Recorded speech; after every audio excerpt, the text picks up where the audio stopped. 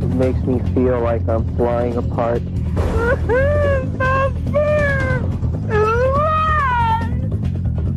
With our case studies, you'll hear the stories of people whose lives have been forever changed.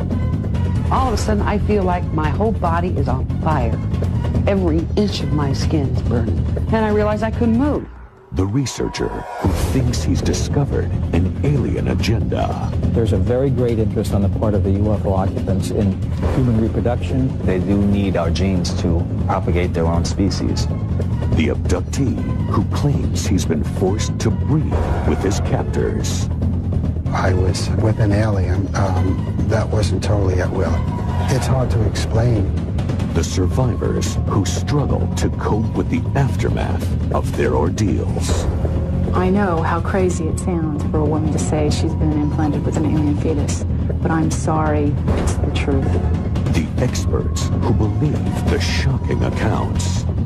These people have been traumatized by a very real and present experience in their lives. And the skeptics who say it's all a figment of the imagination. They can't tell the difference between whether it was a memory or a real event. And you'll see our final analysis of all the evidence in our Unex report as we uncover the facts about alien contacts on Unexplained Mysteries, Taken, the Abduction Phenomenon. Over the past 3 decades, the number of reported alien abductions has skyrocketed. Men and women claim to have been taken by extraterrestrials and transported on beams of light into spacecraft. In order to unlock these incredible stories, experts have experimented with regressive hypnotherapy. Over and over again, we get these hidden consistencies in abduction reports which come out through hypnosis. These individuals report this experience as real. It is not dream, it is not fantasy, it is not delusion. Abductee accounts revealed under hypnosis are shocking in their consistency. And this is when I saw the spotlight then was doing this like a beam. Once the beam of light hit me, I was paralyzed. And at that moment, that's when I was on the craft. They were about 3 feet tall. Maybe this high. Their skin looked like it was made of marshmallow. White, pale color. And they had real big eyes. Large, dark eyes. While most abductees speak of being taken by the often described gray alien depicted here, others report insect-like characteristics in some of their captors. There's one being in particular that I always recognize, and he's not a gray. He's taller, he's thinner, he's got a bigger head, he's got bigger eyes. His limbs are very praying mantis-like. There have even been sightings of extraterrestrials that seem to be alien-human hybrids.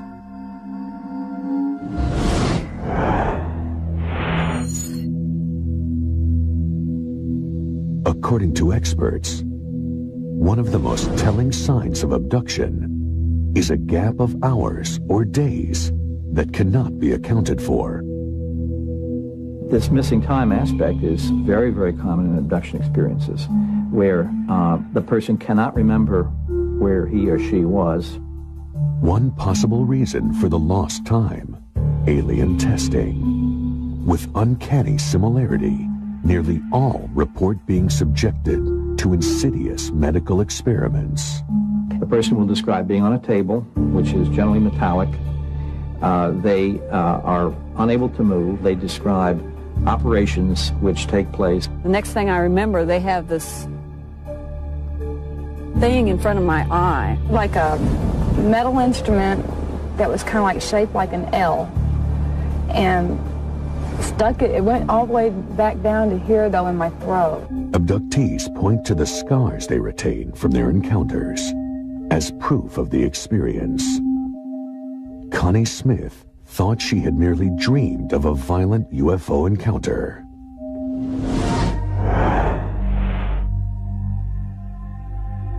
I just woke up in the morning and I did have that groggy feeling that, you know, that like I've been up all night, yet I got 8 hours sleep. And I sat down on the couch, and I looked down, and I had a mark just above my knee, and there was no pain to it. You could poke and poke at it, and there was no pain. And then I had a little scab in my belly button with a little pinhole puncture mark in the middle. Her suspicions deepened when her daughter reported a similar experience. She had the same huge bruise, which was not painful to her. And I asked if I could see her belly button, and I checked, and she had the same thing as I did. Jesse Long says he has been abducted repeatedly since his first close encounter at the age of 4. After being subjected to a battery of experiments, he was returned home with a similar telltale scar. My mother remembers me pointing out that I had a scar on my leg. She said it never bled. Under the skin, Jesse detected a solid object. It was in my leg for 34 years, and I finally decided to have it removed. And this is what they took out. Tests on the object determined its composition to be silicone and trace metals. Jesse believes it is a tracking device. Brian Koski also says he is the victim of multiple abductions.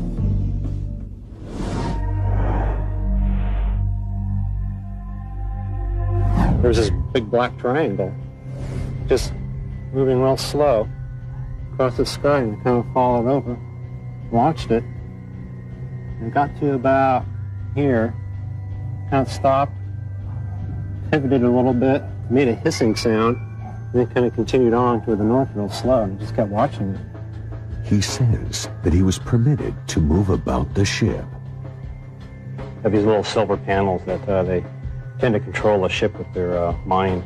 This is the tail they seem to do their navigation from. Are these accounts merely fantasies, or are they evidence of a staggering development which will alter the course of mankind? Coming up on Unexplained Mysteries, do these twins share an experience so frightening that it proves they have been taken by aliens?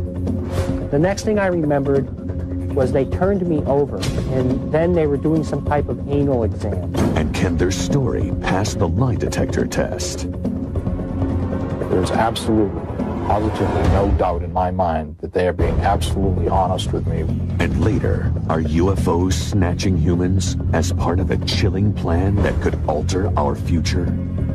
I felt as if somebody had taken my insides and just ripped me open inside, and I could feel something pulling out of me. Could alien crossbreeding be behind these close encounters? I had a very vivid experience of having a fetus put into my body and removed. Or are there other earthly explanations? It comes from fairy tales, old science fiction, film, a lot of sources. And we'll give you our final analysis with our next report. Stay tuned for more on Unexplained Mysteries.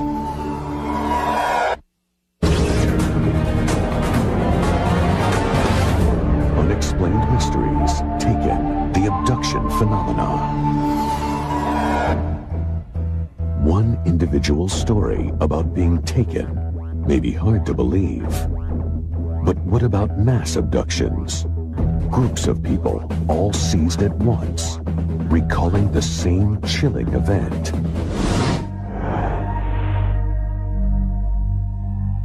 Something coming towards us.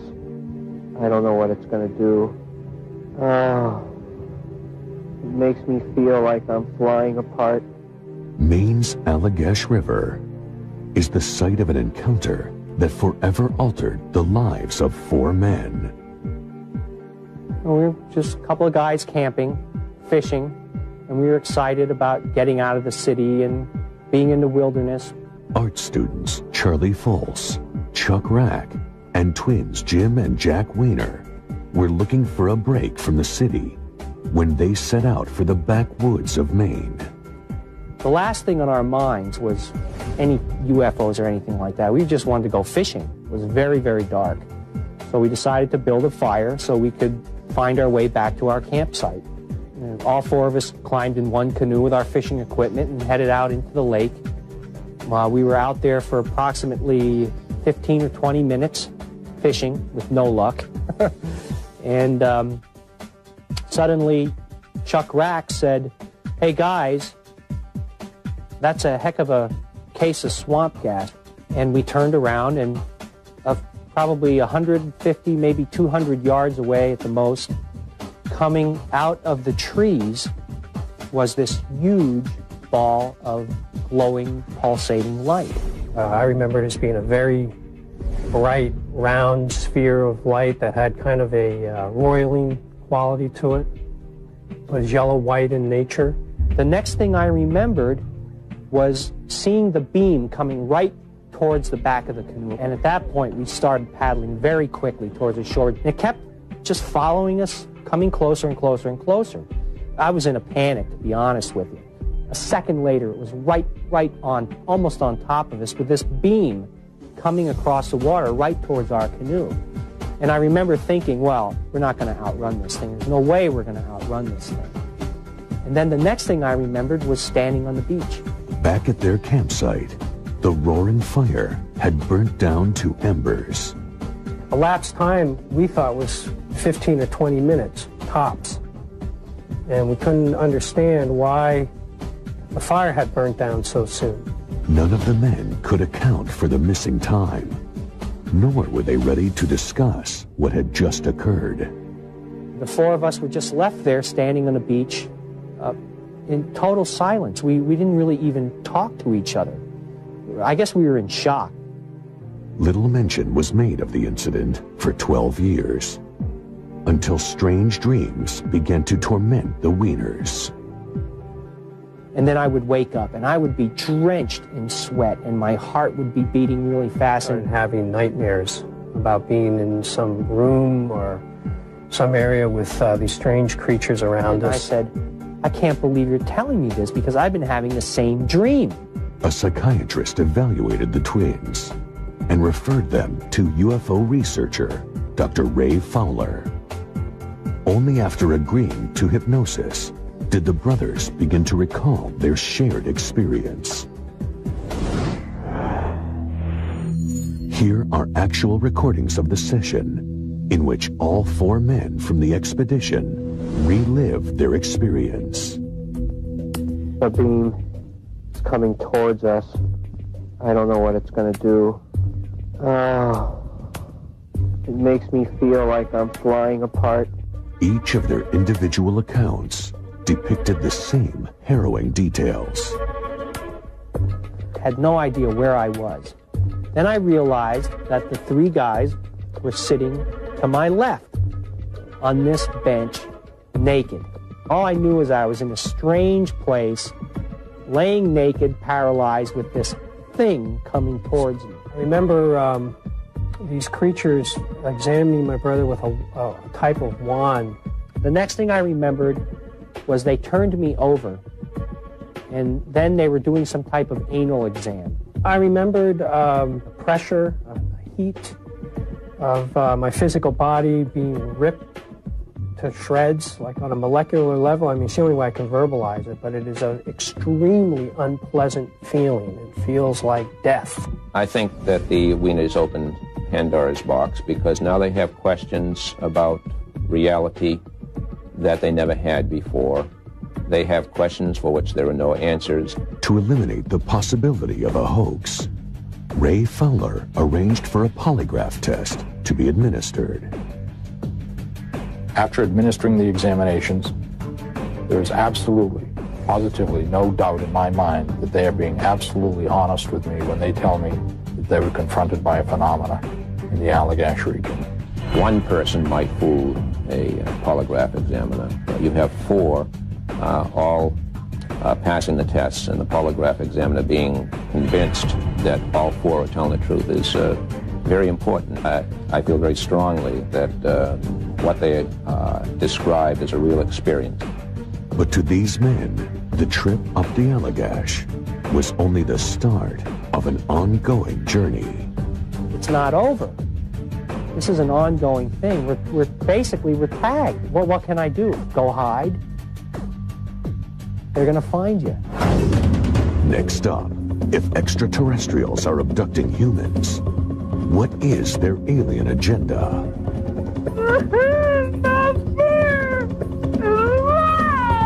That is a woman crying out in emotional pain that her child is being taken from her. Are these events tied to the essence of human biology?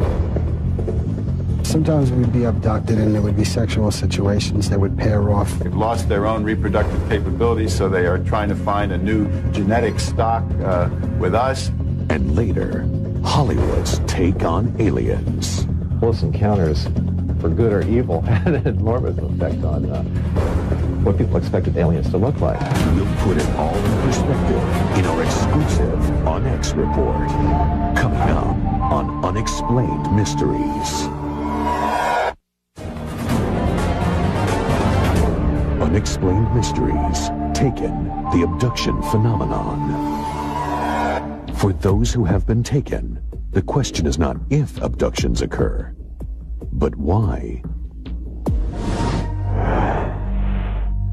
Indianapolis, Indiana. Debbie Jordan and her mother, Janet White, noticed a glowing beam of light radiating from their backyard. As I looked out the window, I seen a light that was about the size of a basketball. A really strange light coming out of the pump house that's next to the swimming pool out back. Debbie armed herself with a shotgun and ventured toward the light. And Debbie went out in the back, and I watched her out the back door, and she came to the pump house, and she opened the door. All of a sudden, I feel like my whole body is on fire. Every inch of my skin is burning. And I realized I couldn't move. And I also could hardly see. It was like I'd been attacked by a mob of tourists with cameras flashing me in the eyes. Neither woman could immediately recall what happened next. Later we figured out I was gone in like an hour and a half, and I only remember like 10 minutes. Debbie immediately came down with a mysterious disease, and the family dog that lived in the backyard succumbed to what was suspected radiation sickness. These clues and the neighbor's identical account of the blinding light drew the attention of UFO researcher Bud Hopkins. There was more evidence supporting this abduction than any so far investigated. Hopkins first studied the ground where the incident took place. This is what happened to that nice, rich, loamy, black-brown soil that the backyard in Indiana had. It was turned sort of gray and hard as a rock. Hopkins persuaded Debbie to submit to hypnotherapy. Something's not right.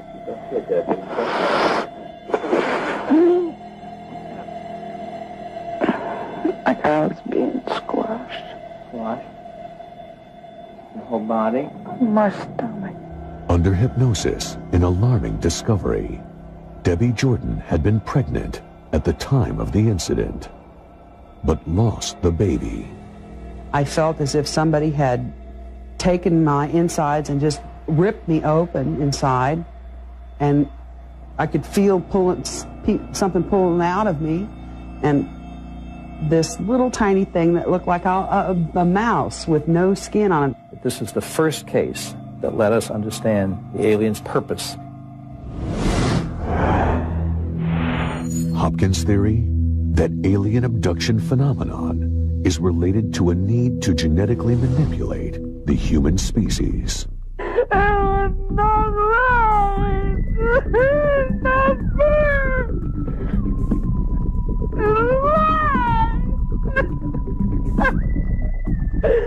That is a woman crying out in pain, emotional pain, that her child is being taken from her. Through hypnosis, Debbie recalled witnessing a human-like child during her encounter. She had tufts of white cottony hair sticking out of her head all over, really large eyes, but human, blue. When I thought, oh, I'd love to hug you, I asked if I could take her home with me. And he told me no, she could survive with me. I assumed they were telling me that I was this child's mother. Debbie says her abductions continued for years afterward, halting only after her hysterectomy. But now, her legacy of abduction has been passed to her 2 children. I don't expect people to believe any of the stuff that me or any of my family members tell them. Believe me, if I hadn't seen some of this stuff with my own eyes, there's no way I would have believed any of it.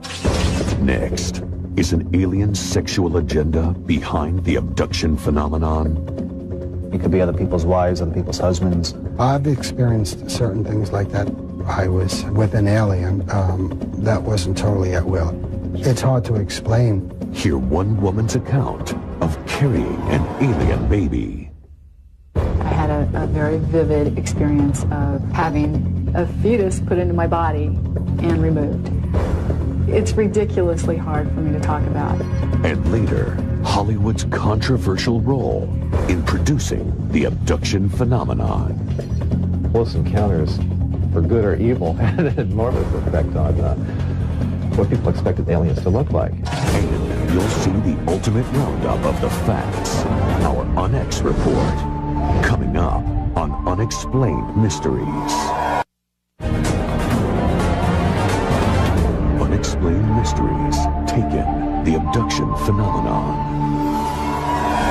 They are close encounters of the most intimate variety.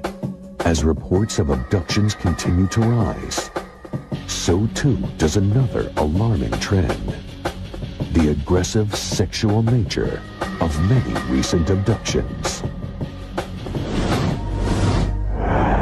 Saugerties, New York. James LaFonte and friends began seeking refuge from the city on regular weekend trips to the woodlands of the upstate region.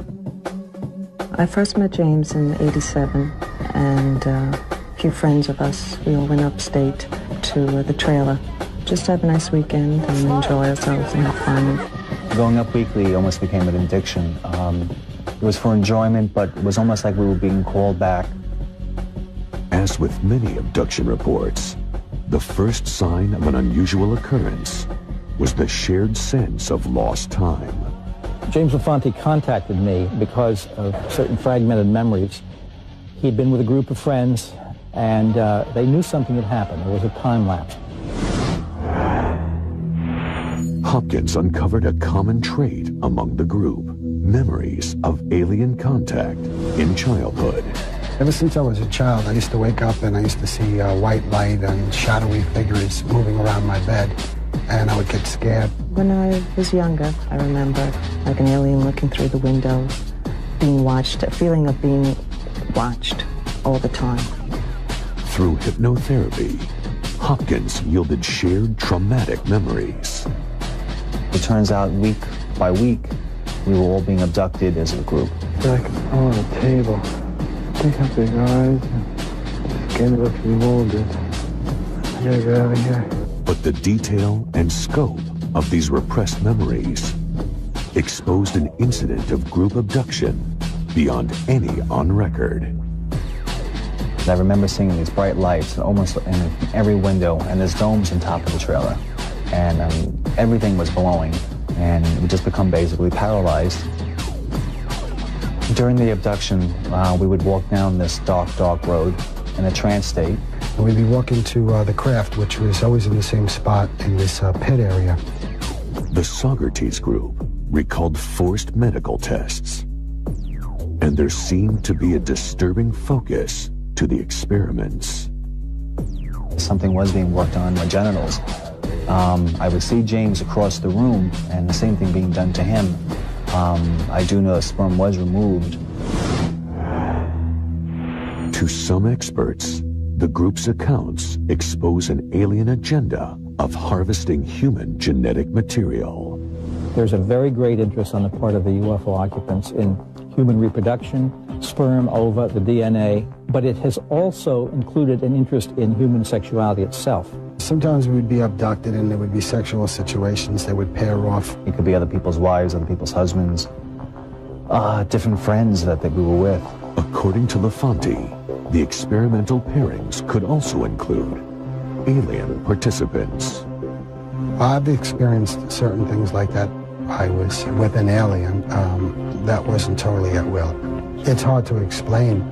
To further cope with their trauma, members of the group sought counseling with a clinical psychologist.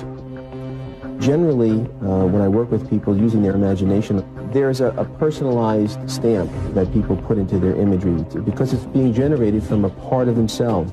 These abductees and their reports do not have this kind of personalized stamp, and I think it makes it even more credible. I lost plenty of jobs, I lost friends, I lost family, I lost a number of things, and it got to the point where I would, I was contemplating suicide in a sense because there was no escape. Is the disturbing account of the Socrates group a hint as to why aliens are seeking out humankind? If so, many believe that Kim Carlsberg represents the next piece of the puzzle. Kim Carlsberg was a successful professional photographer when an encounter experience changed the direction of her life. I came home, went to bed, I woke up, and I was not in my bed any longer. I was standing in what I thought was an elevator. I was paralyzed. Like so many prior abductee accounts, Kim recalls medical experiments happening around her. And there were these little short off-white beings, naked guys with big black eyes doing things to these people on these tables. And I didn't know if I was going to live through the night. I really thought that these people might be dead, and I thought that I was going to be next. So I started screaming, and a taller alien that looked just like these guys walked up behind me and slapped me on the back of the neck, and I started to pass out. Next thing I knew, I woke up. I was in a smaller room by myself on a table, and I'm completely disoriented. I don't know where I am. I don't know what's happened to me. In a series of semi-lucid flashes, Kim recalls the alien testing. I had an experience where they put a metal rod to my tailbone, and they take skin samples. I had something shoved up my nose. I felt this drug feeling come over my body, and I knew that I was going to be unconscious within a matter of seconds, and there wasn't anything that I could do about it. And I woke up back in my bed, and at that point, I thought that I had completely lost my mind. I knew I wasn't hallucinating, but it was the only logical explanation. And that encounter was not an isolated episode. She has had numerous subsequent abductions. One memory is particularly harrowing. I had a very vivid experience of having a fetus put into my body and removed. It's ridiculously hard for me to talk about. Is Kim's experience corroborating evidence to others' accounts of baby harvesting? If so, why would an advanced race need human babies? One theory holds that alien evolution may have stalled, requiring human DNA for future development. Some people hypothesize that their planet or where they come from is arid and barren, and they've lost their own reproductive capabilities, so they are trying to find a new genetic stock with us. They do need our genes to propagate their own species. It's a recurring theme that we hear from a lot of abductees. They're studying us, they're studying our sexuality, our emotions, and they're using us for some design goal as the center of this experiment. Kim's story has been met with fierce skepticism. I know how crazy it sounds for a woman to say she's been implanted with an alien fetus. I'm an intelligent woman, I'm highly educated, I know how the world perceives it, but I'm sorry, it's the truth. To Kim and all abductees, the need for more research into the abduction phenomenon is urgent. Such study could either prove the reality of their claims or provide alternate answers for these troubling encounters. An extraordinary phenomenon such as this demands an extraordinary investigation. It is irresponsible to dismiss it. Next on Unexplained Mysteries, are these alien encounters influenced by popular culture The more people know about what aliens are expected to look like, the more they're likely to describe an alien as looking like that preconceived idea. Or is Hollywood merely mirroring actual incidents? I think what was unique about Close Encounters is it was science fiction, and yet in a sense it wasn't. They can't tell the difference between whether it was a memory or a real event, or whether it was imagination. And this is the problem. And finally, we'll analyze the evidence in our Unex report on Unexplained Mysteries.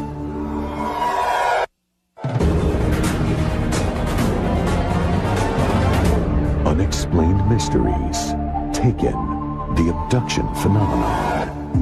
With reported sightings and alien encounters growing each year, so too have the skeptical inquiries from non-believers. Notable among this group are a number of prominent psychologists who claim that the real root of the UFO phenomenon lies deep in the unconscious mind. It's what we call waking dreams. When people start to fall asleep, many occasions, they have a peculiar mixture of reality and fantasy or dreams. And in this particular state of consciousness, which is an altered state, they see little aliens and they see spaceships and lights in the sky and so on. But others defend the technique for abductees in this fragile state. They appear to have been overwhelmed by an episode outside their own control and making, which leads them in a post-traumatic state. It is this very condition that makes them vulnerable to suggestion. They can't tell the difference between whether it was a memory or a real event, or whether it was imagination. And this is the problem. That's very interesting. Either there's something very special about this fantasy that causes what otherwise does not occur, or it's not a fantasy. Others point out that abductions were scarcely reported before the science fiction boom of the mid-1950s carried visions of aliens into popular culture. This is a composite of what they look like. Larger eyes, smaller nose, no lips, no protruding part of the ear, no hair, and a gray tone to the skin. A New Hampshire couple, Betty and Barney Hill, made news by becoming the first to claim that they had been abducted by aliens. UFO experts point to the Hill abduction as a watershed event in alien evolution. But to author James Oberg, the case is notable for more earthly reasons. A lot of Betty's memories are directly traceable back to a movie called Invaders from Mars. Many of the themes, many of the imageries from that film appear in almost recognizable form in Betty's story. In the account, there was kidnapping, being taken on board a flying saucer. There were needles being inserted into people's brains or other parts of their bodies. Barney Hill's recollections focused on one major feature. The unique feature here is these wraparound eyes, the eyeballs that move off to the forehead, off to the side of the head. It was very original, and yet less than 2 weeks after this face first appeared on television, Barney Hill, under hypnosis, suddenly remembered that his aliens had eyes like that, had eyes that wrapped around. Was it cause and effect? Did he see the show? Was his memory polluted by this Hollywood version? Can't prove it, but the sequence is highly suggestive. By the early 1970s, Hollywood seemed to settle on an accepted standard for what an alien looked like. According to skeptics, this design trend was again echoed in the description by alleged abductees. The thing you'll never forget when you look into the face of these things is the eyes. Very large, intimidating black eyes. Very small opening for a mouth, no ears. Tremendous head, very thin body, long arms. Yet, science fiction archivist Ron Miller traces images back much further. It comes from fairy tales, science fiction, film, a lot of sources. They go back decades, even a century or more. And the earliest sort of realistic depictions of an alien I have from a book that was published in 1884. 90 years later, a Steven Spielberg film about alien contact cemented the image. Did Close Encounters of the Third Kind also plant suggestions in the minds of future abductees? Close Encounters, for good or evil, had an enormous effect on what people expected aliens to look like. And if anything really focused all these disparate threads into one sort of standard alien, it was Close Encounters. But Joe Elvis, the production designer for Close Encounters, claims that logic is reversed. I think what was unique about Close Encounters is it was science fiction, and yet in a sense it wasn't, because we weren't manufacturing something that was convenient. We took these things from all the encounters that we could record and sort of put it into the funnel, and it came out with these kind of images. Kelly Fraze, a celebrated science fiction illustrator, is disappointed by the dominance of the gray, both in pop culture and in the reports of abductees. I hate to think that the universe is so dull that that's the best it can come up with. Are we supposed to assume that only one race managed to accomplish spaceflight and come to the Earth? Or are there more races out there? If so, what do the other races look like? When we come back, the Unex Report examines the facts and addresses the mysteries. What can we learn from all of these abductees reporting nearly identical encounters? And do aliens really have an agenda for mankind? Or is extraterrestrial contact the product of our collective imagination? That's the Unex Report, next on Unexplained Mysteries. Unexplained Mysteries, Taken, the Abduction Phenomenon. Now, our Unex Report. The past 40 years have seen a surge in reports of man being taken by aliens. Experts point to a number of signs as evidence of abduction, such as missing time. This missing time aspect is very, very common in abduction experiences, where the person cannot remember where he or she was. Other indications include strange medical symptoms and even implants. It was in my leg for 34 years, and I finally decided to have it removed. And this is what they took out. The use of hypnosis is increasingly being used to access hidden memories of alien encounters. And there were these little short off-white beings, naked guys with big black eyes, doing things to these people on these tables. I felt as if somebody had taken my insides and just ripped me open inside. Over and over again, we get these hidden consistencies in abduction reports which come out through hypnosis. And there are striking similarities in the descriptions of the aliens. Very large, intimidating black eyes. Very small opening for a mouth, no ears. Tremendous head, very thin body, long arms. Many encounters now seem to reveal that an alien breeding agenda may be behind many abductions. There's a very great interest on the part of the UFO occupants in human reproduction. They do need our genes to propagate their own species. I had a very vivid experience of having a fetus put into my body and removed. Among the most compelling cases are mass abductions. Subjects are taken together and recall the same experience. During the abduction, we would walk down this dark road in a trance state. I remember these creatures examining my brother with a type of wand. Polygraph machines have further verified their accounts. There's absolutely, positively no doubt in my mind that they are being absolutely honest with me. But skeptics maintain that Hollywood is the real source of all alien sightings. The more people know about what aliens are expected to look like, the more they're likely to describe an alien as looking like that preconceived idea. One thing is certain. The complex reality of abduction will continue to spur debate as long as so many questions remain unanswered.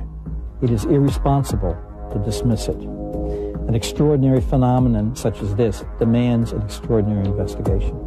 Until that time, the alien abduction phenomenon will remain an unexplained mystery.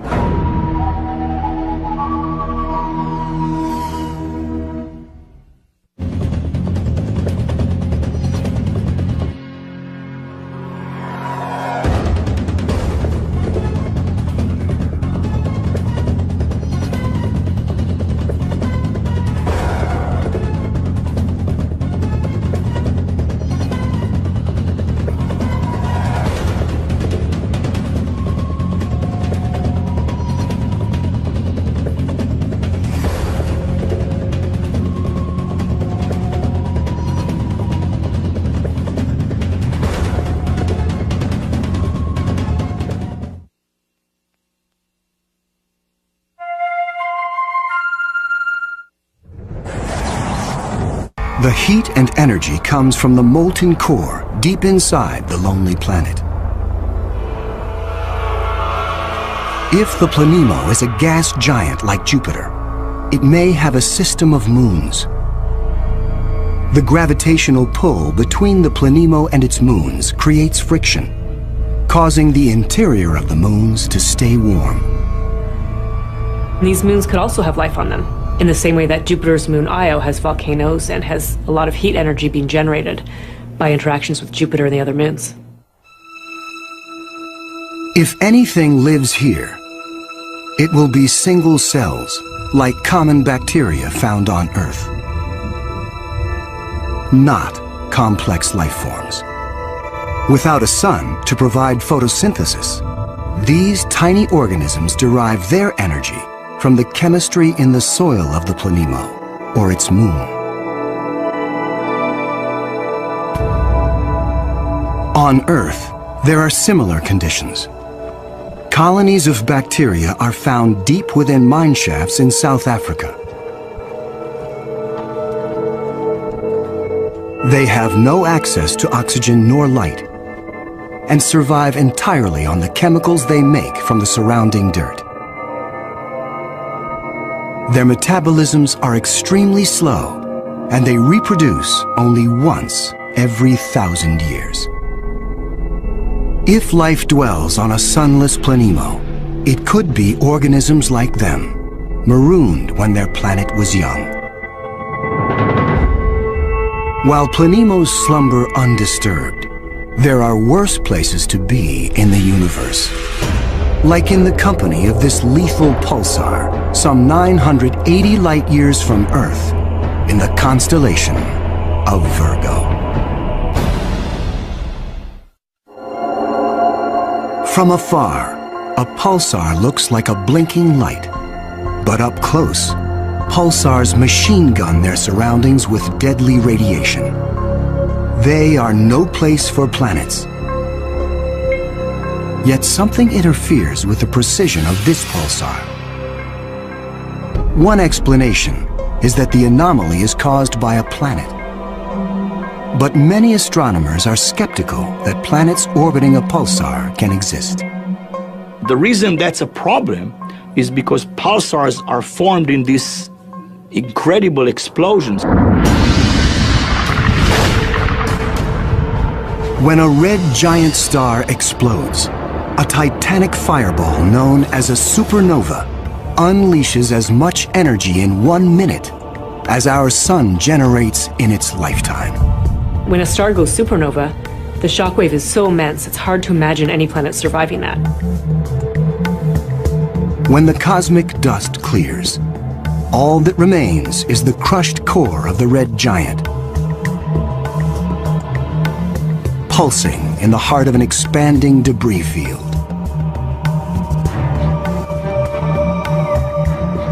Matter blasted from the colossal explosion falls back to the pulsar and forms a disk. Within this chaos, a new world arises, born of fire and destruction. A planetary zombie raised from the carcass of the former red giant star. It's amazing that planets could form in that environment. A planet orbiting a pulsar will give you the feeling of being in a disco bar with a very strong strobe light, which is the pulsar. Radiation from this stellar beast breaks down the organic molecules needed for life. The pulsar has these very strong magnetic fields that are being spun around as the star is rotating quickly, and it's picking up any material, electrons, protons, and speeding them up and slinging them out at high speed. So it's like a solar wind with a vengeance. I can't imagine that there would be much of an opportunity for even simple life, microbial life, to emerge and to flourish on a planet around a pulsar. Largely because if you were in the pulse, you'd be severely energized, and if you were not in the pulse, you would be completely devoid of energy. The discovery of pulsar planets shows how new worlds can form in the wake of a star's destruction. No matter where a planet arises, the process of its birth is fraught with danger. Sometimes, the violence is so great, the end of the world comes before the beginning. 2007. Astronomers using the giant Gemini North telescope make a strange discovery in the Pleiades cluster some 400 light-years from Earth. A star known only by its catalog number, HD 23514, is surrounded by a giant donut-shaped cloud of dust and gas. The star in the middle of the donut shape is about 100 million years old. A cosmic toddler in astronomical terms. Our sun is 45 times older. The conditions are perfect for planets to form. But spectral analysis finds something strange. The dust is utterly pulverized. Typically, a newborn star is surrounded by fledgling planets. Planets form around the young star in a protoplanetary disk of gas and dust.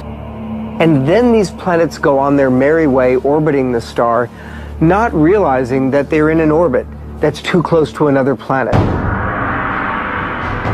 Millions of years ago, two primordial planets orbiting HD 23514 are spinning toward doom. As the two worlds close in, tidal forces torque each planet from spheres to egg shapes.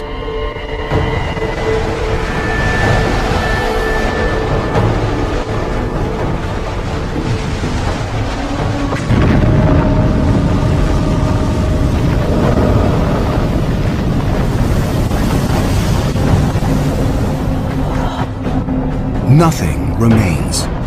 The two worlds are annihilated, creating the dust and debris seen around star HD 23514. 4 billion years ago, a similar apocalypse came to Earth. A Mars-sized planet forms in roughly the same orbit as the newborn Earth. Like the planets at HD 23514, Earth and this Mars-sized body are barreling toward each other. If you happen to be unlucky enough to be standing on a growing planet when it was in the process of still becoming the Earth, you might wake up one morning and notice that the sky was getting darker and darker as a Mars-sized body was coming at you within a period of less than an hour.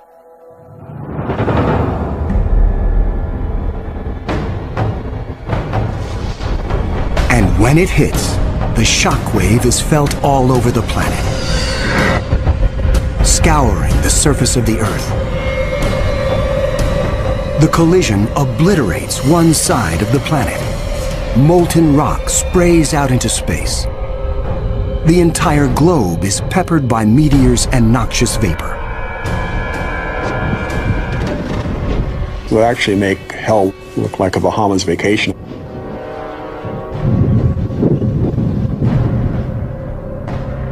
The debris field from the collision coalesces and forms our moon. It is a new beginning for our planet. Collisions are part of the birth process for planetary systems. Building up a terrestrial planet is probably all about colliding pieces of rock together. And all across the galaxy, colliding pieces of rock are forming terrestrial worlds that defy the imagination.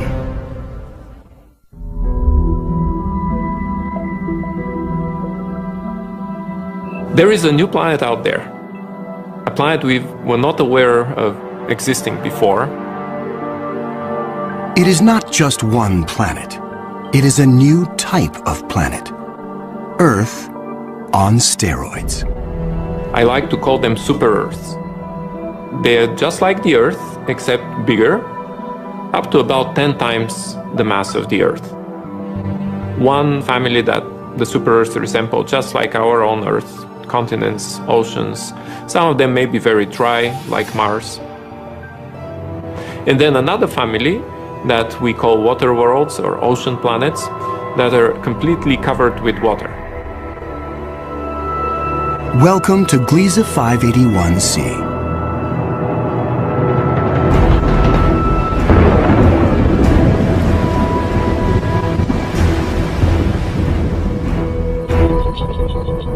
This planet was found by Michel Mayor, and it orbits with 2 other planets around a very small star.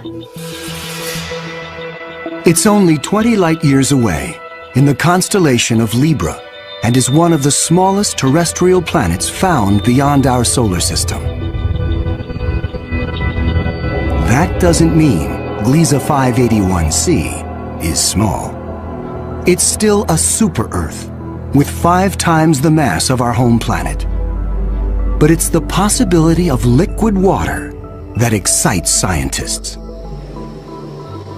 An ocean planet feels like being in the middle of the Pacific Ocean, with no land in sight, just water, puffy white clouds, and blue sky above you. The winds on the ocean world are going to be similar to that of the Earth, so it will be a very good place to sail. The weather's absolutely perfect. Every day you get a clear blue sky and the sun just stays in the same place. Now how's that for weather prediction? No land anywhere. Even miles beneath the surface. This water layer would extend very far down, at least a quarter of the way down in the planet. But as we dive deeper into the sea, the pressure builds. At 35,000 feet below the surface, we pass the point where the deepest oceans on Earth bottom out. We pass the 100,000 foot mark.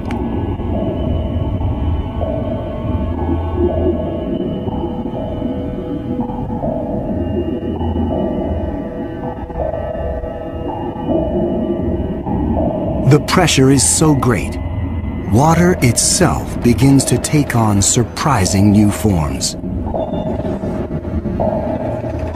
At a depth of 10 times the greatest ocean depth on Earth, we reach the bottom.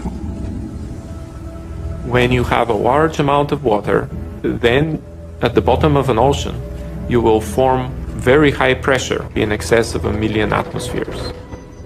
And that pressure will compress the liquid water, that is the ocean, into a state which we call Ice 7.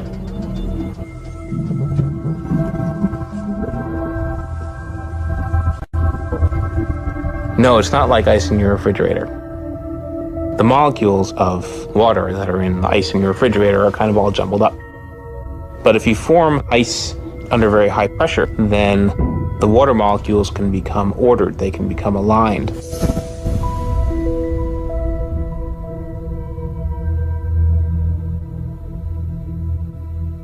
I can show you a crystal that is a very good analog to ice 7. This is halite, also known commonly as rock salt. Ice 7 may exist within our own solar system. Europa, a moon of Jupiter, could possibly have a mantle of liquid water surrounded by a thick, icy crust. The pressure from the crust is so great that Ice 7 might exist deep within these uncharted seas. If we scale up and thaw out Europa, it could be a water world similar to Gliese 581c. One could imagine that life could emerge on a water world. After all, water is essential to life on Earth.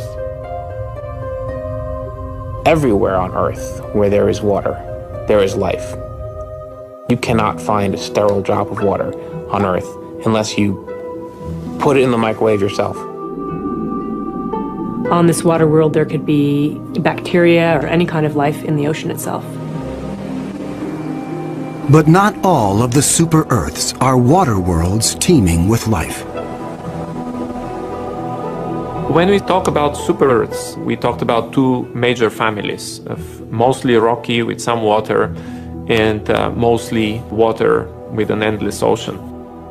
But one has to add to those a third family of probably very rare super-Earths and Earth-like planets, which are called carbon planets.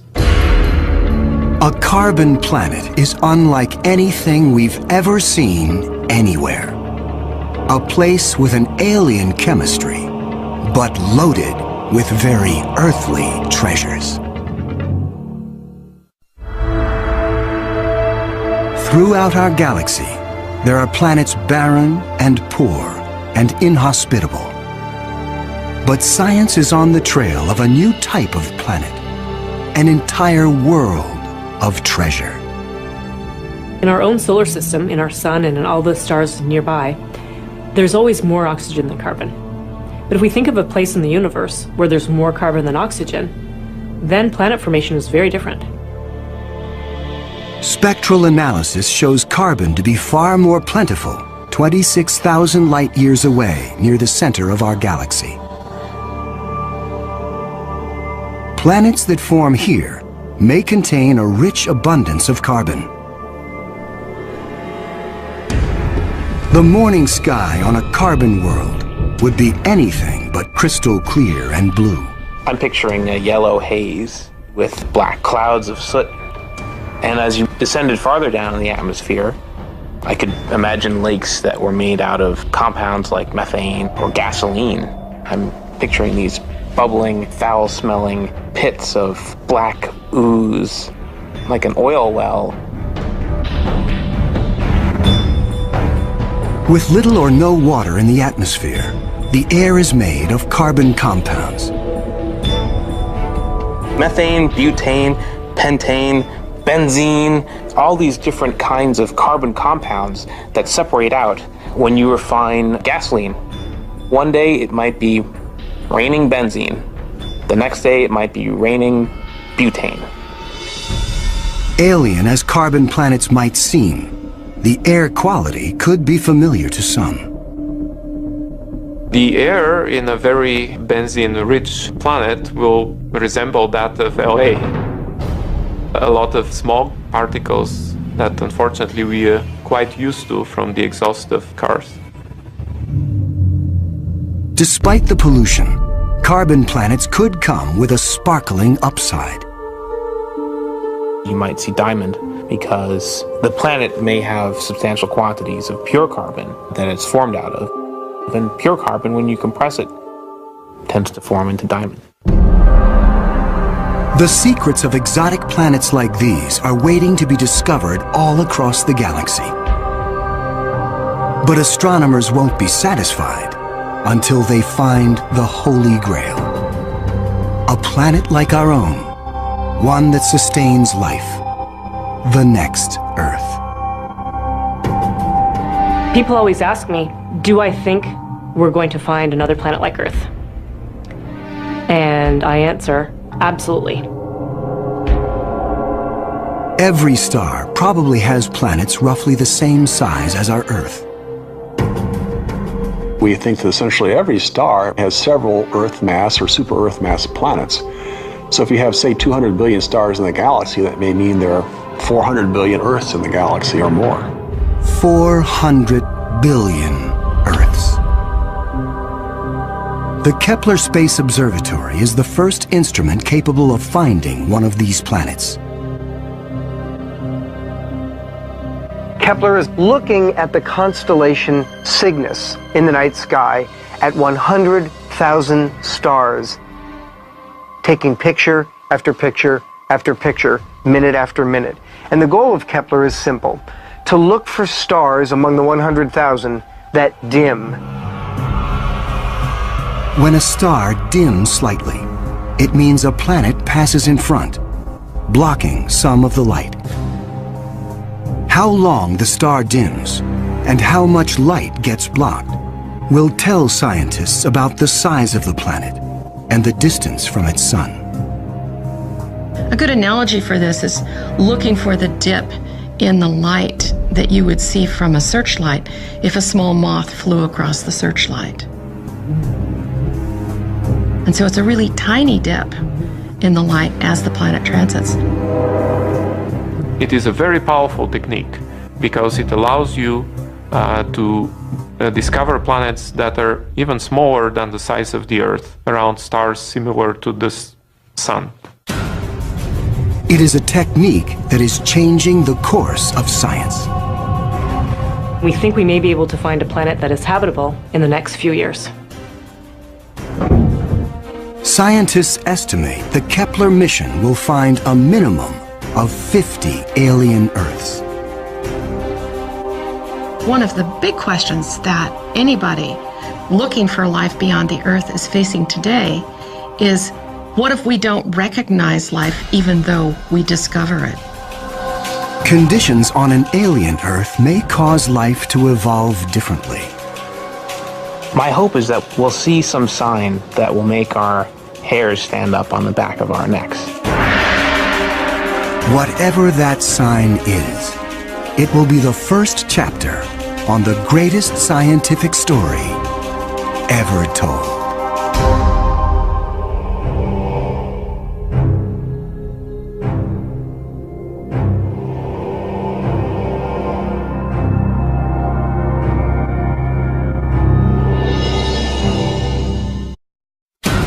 They're out there, lurking in the vastness of space.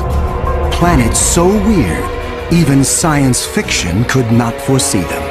For the first time ever, scientists are discovering alien worlds beyond our solar system. Places where ice is hot and rain is made of iron. They are uncharted, unearthly, and unpredictable. And somewhere, hidden among these strange new worlds, scientists seek the greatest discoveries of all. Planets like ours, alien Earths. 35 seconds. Storage tank press closed. March 6, 2009. 22 seconds. Later, GN2 pressure go. This Delta II rocket is going through its final pre-flight check. 7.1.3. Drop 1. Engine start. 1, 0, and liftoff. It is the start of an extraordinarily ambitious mission.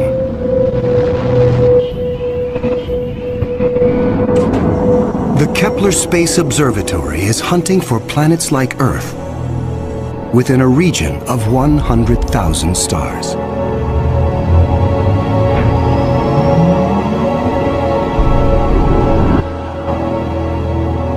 It is the culmination of a journey that began more than a decade ago with one of the most profound scientific discoveries ever made.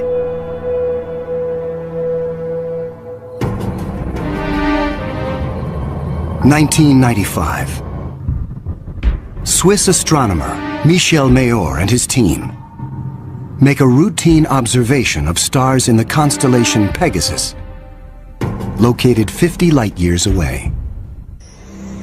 But the instruments show something strange. One star is violently lurching and wobbling. What we discovered, it's one of these stars have a velocity changing with time. What is powerful enough to disturb a star the size of our sun? Mayor offers a radical answer: a planet. But no one has ever seen a planet around another sun-like star.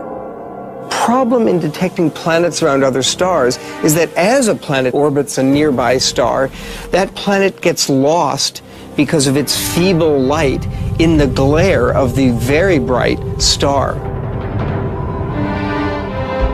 In spite of the odds, Mayor relies on his data and is convinced the wobbles are caused by the gravitational pull of an orbiting planet. When I read this claim from Michel Mayor, I was very skeptical. There had been many false claims of the first planet ever discovered around another star, and I thought to myself, oh boy, here we go again.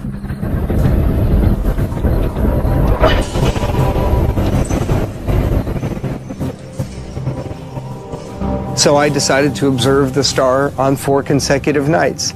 And stunningly, the star was shown to wobble exactly as Michel Mayor had said. Michel Mayor and his teammate Didier Queloz announced their discovery. It rocks the scientific community. They had found for the first time reproducible, confirmable evidence of the existence of a planet around a sun-like star.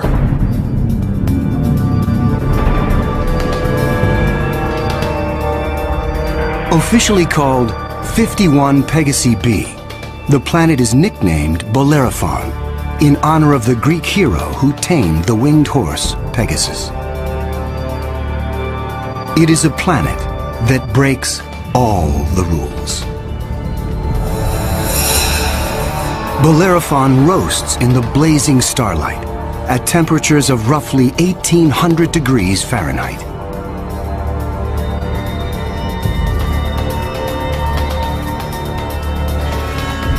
It is nearly 150 times more massive than Earth and is a gas giant like Jupiter. A gas giant is a planet made mostly of hydrogen and helium.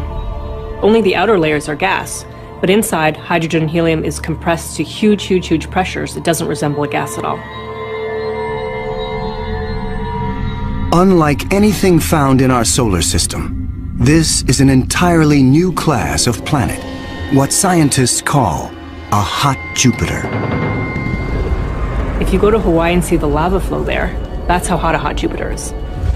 It's very, very hot. The Earth is a comfortable 93 million miles away from the Sun. These hot Jupiters are roughly 100 times closer, and so the amount of sunlight that they get is 10,000 times larger. If this represents a star, and this a hot Jupiter is 3 to 4 stellar diameters away from the star. So that would be 1, 2, 3. This is how close a hot Jupiter would be to its star. Hot Jupiters are tidally locked. They present the same face to the star at all times, just like the moon does to Earth. It's going to be permanent daylight on one side and permanent nighttime on the back. If I were stuck on a hot Jupiter, I'd want to be on the back side and hope that some of the heat from the front side facing the star would make its way around the back.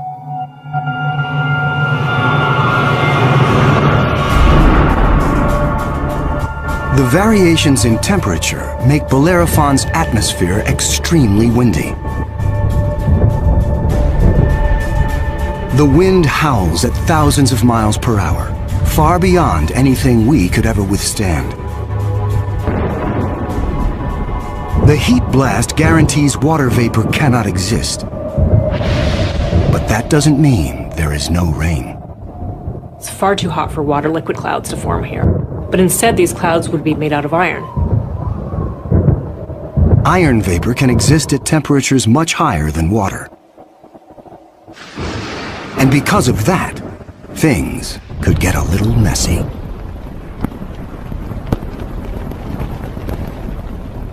You better have an umbrella that's pretty sturdy, because the iron is going to start coating your umbrella very rapidly and making it extremely heavy and just crush that umbrella.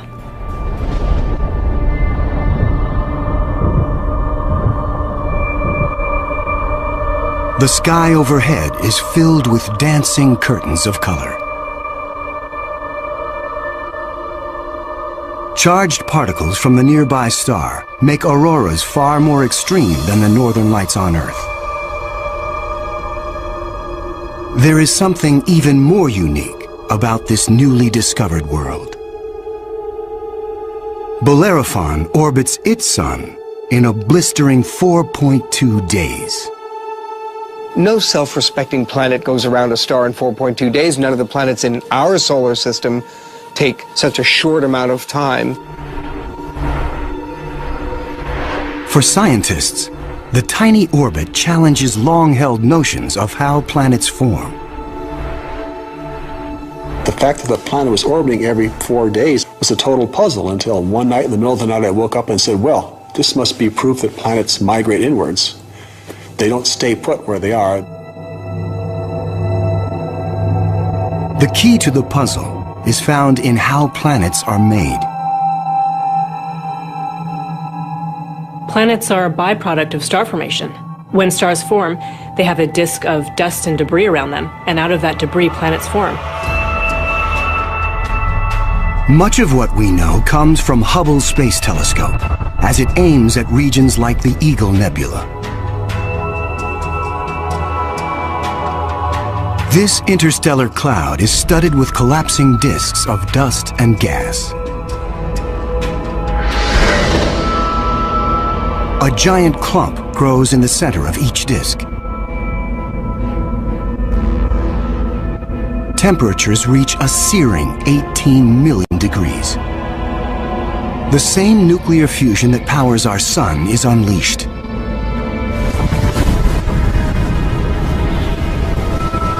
The star is born.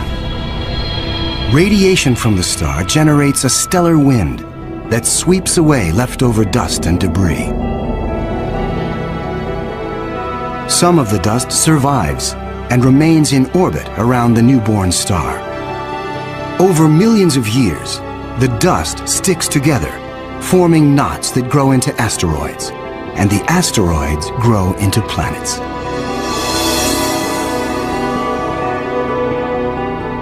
These planets migrate through the disk until they find a stable orbit.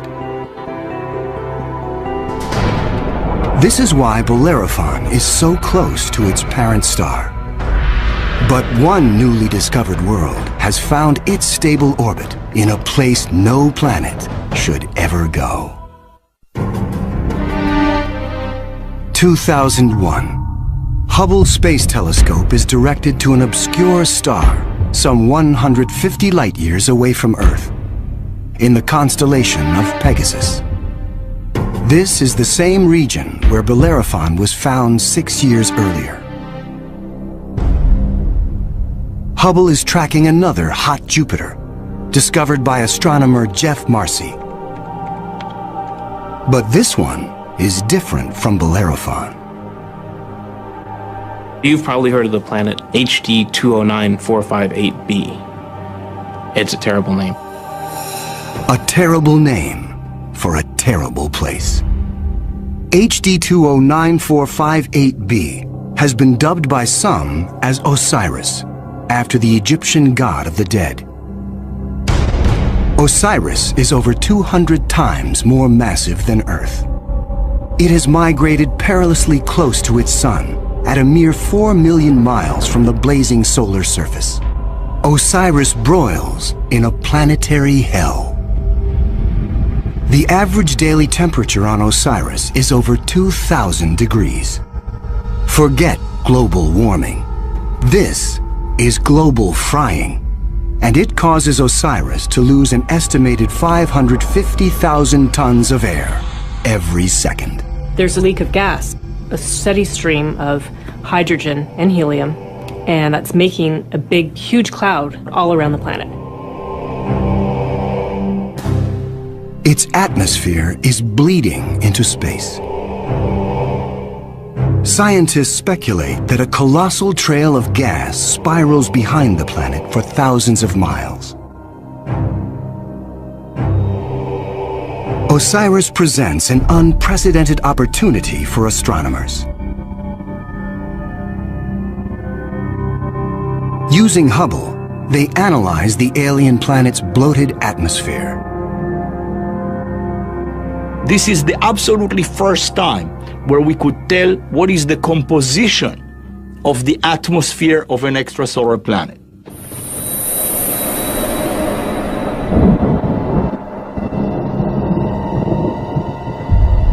Surprisingly, Hubble detects many of the basic chemicals needed for life. Sodium, carbon, hydrogen, and oxygen. But Osiris is far too hot for life as we know it. There may be other forms of life, however, that thrive on higher temperatures. But there's no solid surface as we know it on a hot Jupiter. So this life would have to be just tiny little microbes floating around on aerosols. And on our own Earth, we have life that floats around in our atmosphere. But that life didn't start there. So life almost certainly would not exist on hot Jupiters. Astronomers have discovered many hot Jupiters since Bellerophon was found in 1995. But conditions on these worlds rule them out as places where the drama of life can unfold.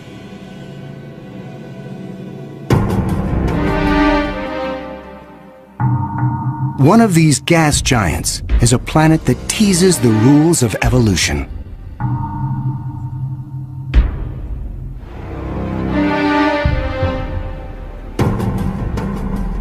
Astronomer Jeff Marcy discovers something shocking about a planet orbiting a star called 16 Cygnus b, located some 70 light-years away in the constellation of Cygnus, the Swan. The planet was clearly in an elongated orbit, bringing the planet close to and then far from the host star. And this, of course, defied our expectations based on our own solar system, where all of the planets go around our sun in nearly circular orbits like phonograph grooves in a record. Like a giant yo-yo in space, the gas giant swings back and forth across its solar system. That is like the Earth swooping 25 million miles closer to the sun, then slinging past Mars, all the way out towards Jupiter every year.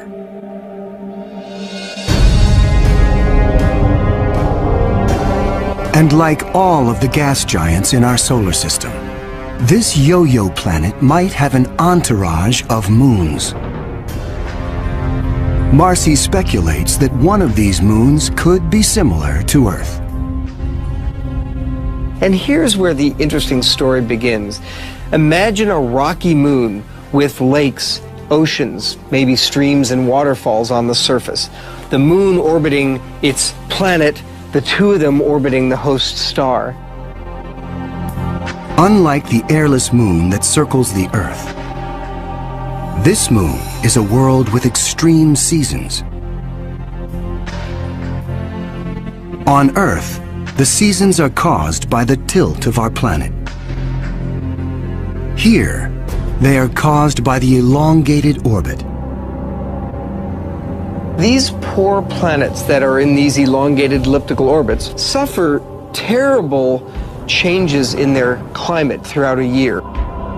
As they make their closest approach, the yo-yo planet and its moon are blowtorched by the star. Summer begins. The atmosphere on the Earth-like moon is savaged with raging storms. Category 5 hurricanes on Earth are tiny eddies compared to the monster vortexes that form here.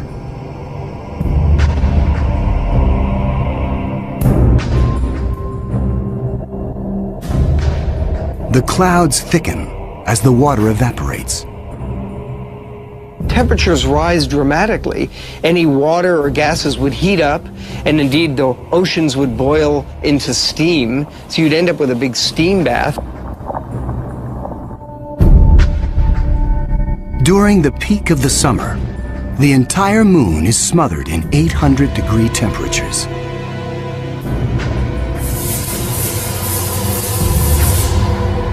This is the closest approach to the star. During its 26-month orbit, the summer season is barely 2 months long. But what a season! The planet and its moon swing away from the furnace of the star. Temperatures fall to ranges we would find temperate and comfortable.